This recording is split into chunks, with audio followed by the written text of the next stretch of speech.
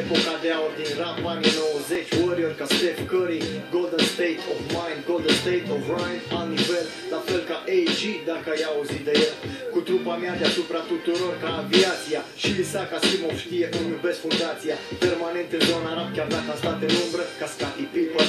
Fiecare pas făcut cu trudă de 23 de ani, fac parte din hip-hop, e mult.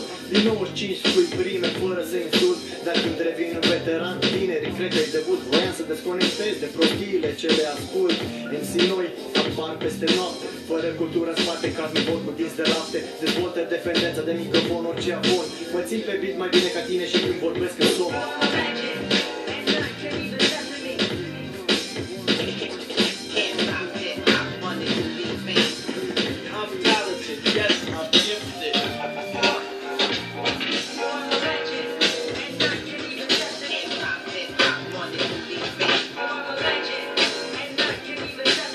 Sătul de cât